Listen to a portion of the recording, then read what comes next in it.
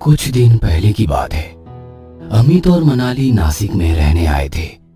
अमित की ट्रांसफर हुई थी और अब 5 साल के लिए उन्हें यहीं गुजर बसर करना था।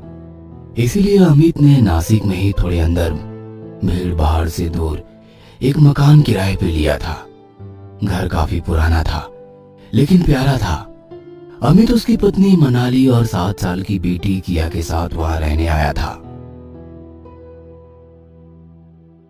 मनाली, कैसा लगा घर? घर? ये तो महल है, महल। हाँ, जरा पुराना है लेकिन बहुत ही सुंदर है। और हाँ, यहाँ ऊपर के कमरे को छोटी सी बालकनी भी है। चलो देखते हैं। बालकनी देखकर मनाली बहुत खुश हो जाती है। ओह वाह, कितनी अच्छी बालकनी है। मैं तो यहाँ फूलों के कुछ पौधे भी लगा सकती हूँ, है ना?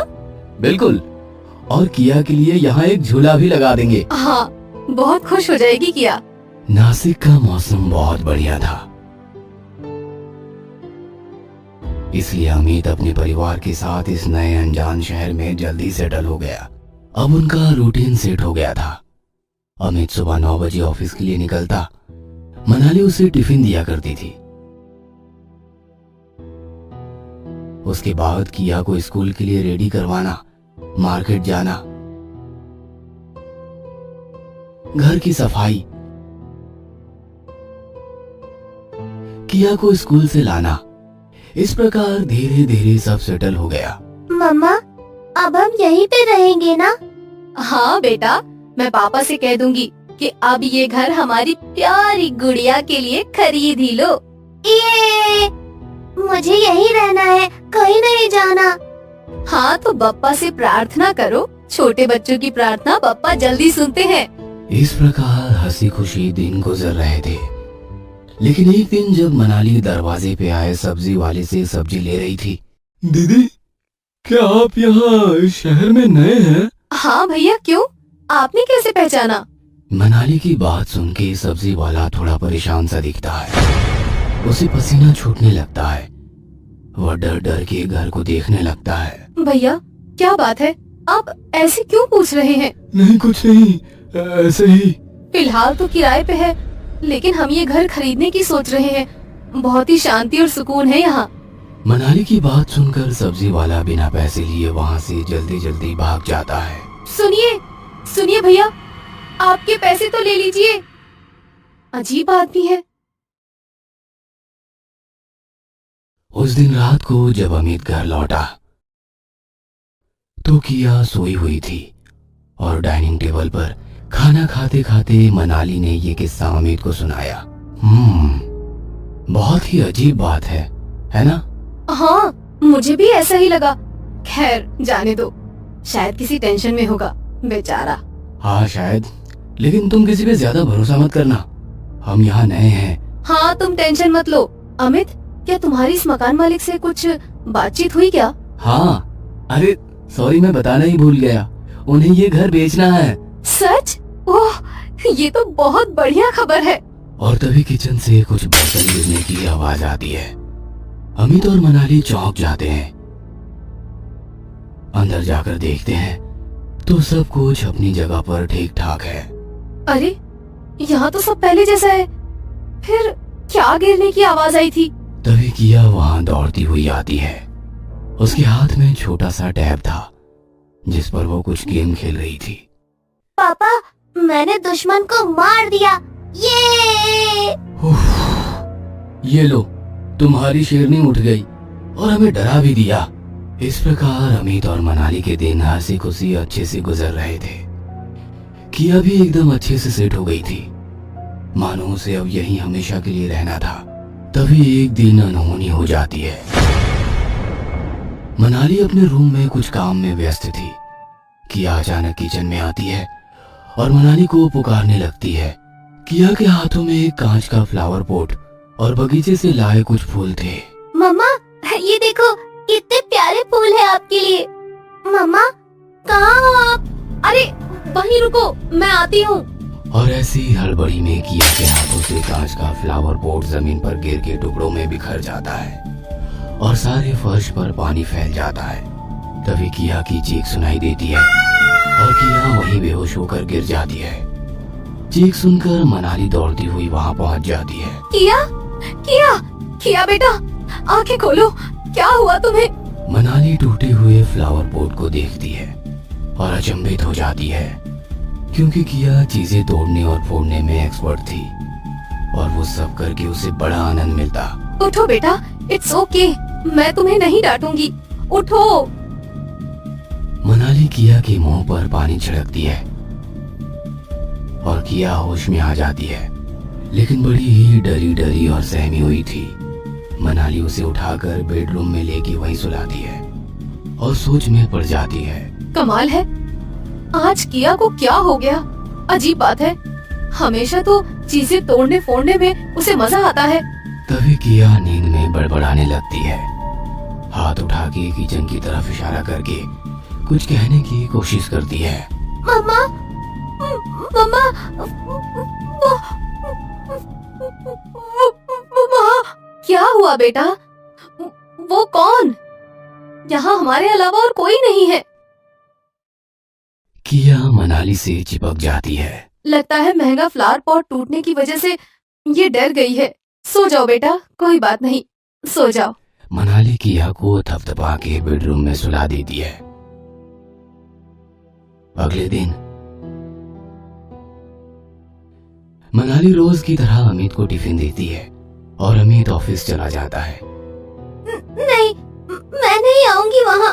और किया रोने लगती है। मनाली अचरज में पड़ जाती है।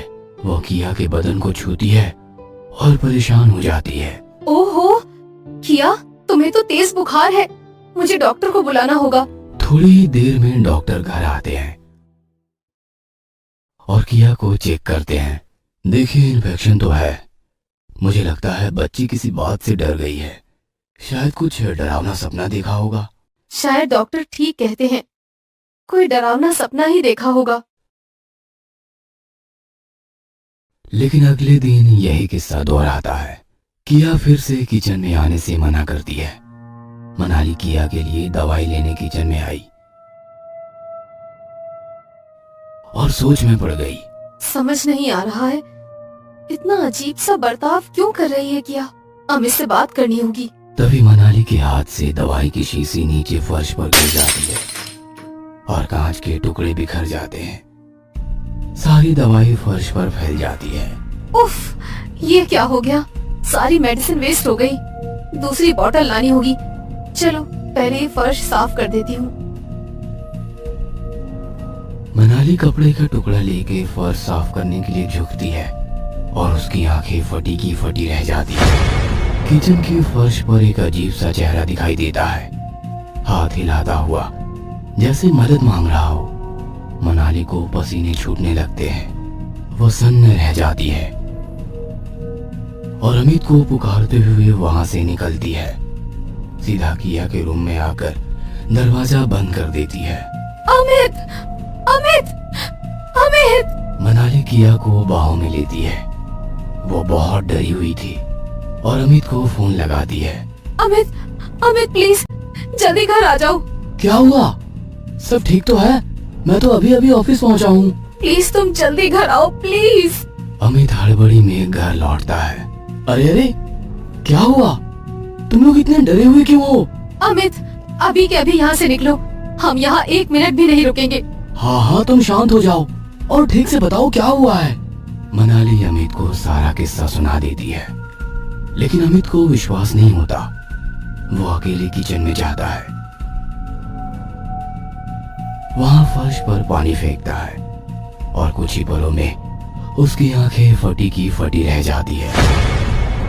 वही धुंधला सा चेहरा हाथ हिलाते नजर आता है।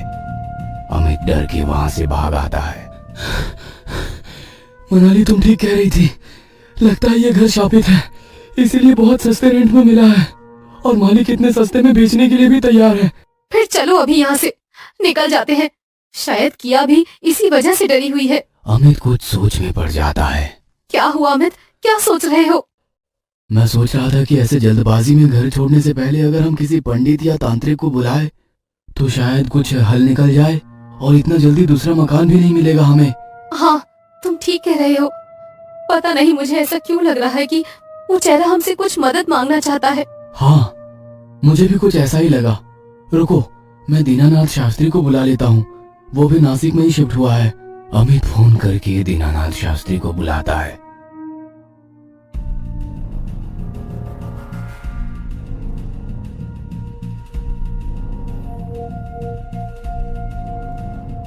और उन्हें सारी बातें बयां करता है।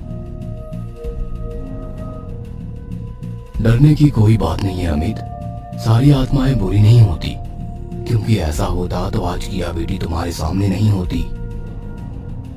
शास्त्री किचन के फर्श पर पानी फेंकता है और तभी फिर से वो धुंधला सा चेहरा हाथ हिलाता हुआ दिखाई देता है। शास्त्री उससे बात करने का प्रयास करते हैं। कौन हो तुम? हमसे क्या चाहते हो? मुझे मुक्ति चाहिए। मैं यहाँ का पुराना नौकर हूँ। काम करते वक्त उबलता हुआ पानी मेरे शरीर पर गिर गया और मैं पूरी तरह जल गया और मेरी मौत हो गई। लेकिन मेरे मालिक मुझे यहाँ छोड़ गए। 40 साल हो गए, यहाँ कोई नहीं लौटा। ठीक है, हम तुम्हें मुक्ति देंगे, लेकिन वादा करो तुम यहाँ से हमेशा के लिए निकल जाओगे। हाँ, मैं यहाँ से निकल जाऊंगा। शास्त्री कुछ मंत्र पठन करते हैं, पवित्र जल छिड़कते हैं, चेहरा गायब हो जाता है। धन्यवाद शास्त्री जी। कोई बात नहीं, अब तुम शांति से यहाँ रह सकते हो। शास्त्री चले जाते हैं और अमित मनाली भी रिलैक्स हो जाते हैं। फिर से उनका रूटीन शुरू हो जाता है, बिल्कुल पहले जैसा। और एक दिन अचानक किया की चीख सुनाई देती है। मम्मा! हॉल में चाय पी रहे अमित और मनाली किया की तरफ दौड़ते हैं। किया बाथरूम के बाहर बेहोश होकर गिरी दिखाई देती है। अमित और मनाली डर के मारे चौंक जाते हैं। किया, किया, क्या हुआ बेटा? उठो, उठो बेटा, उठो। तभी अमित और मनाली का ध्यान बाथरूम में लगे आईने में जाता है और दोनों हक्का बक्का रह जाते हैं। दोनों के पसीने छूटने लगते हैं। आईने में एक बहुत ही डरावना औरत का चेहरा दिखाई देता है। अमित हिम्मत जुटा के उससे बात करने लगता है। कौन हो तुम? क्या चाहिए तुम्हें? क्या तुम्हें भी मुक्ति चाहिए? वो डरावना चेहरा जोर जोर से हंसने लगता है।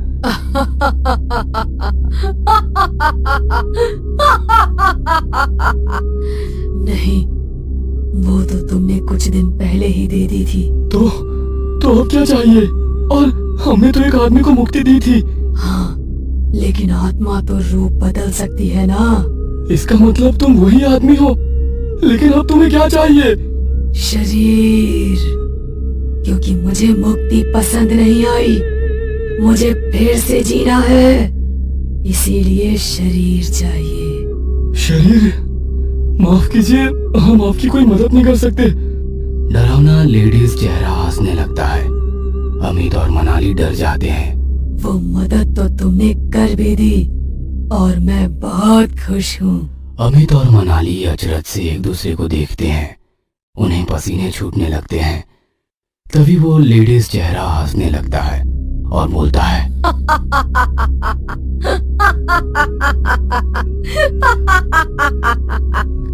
मुझे शरीर चाहिए था और मिल गया मुझे, वो भी इतना जवान और खूबसूरत।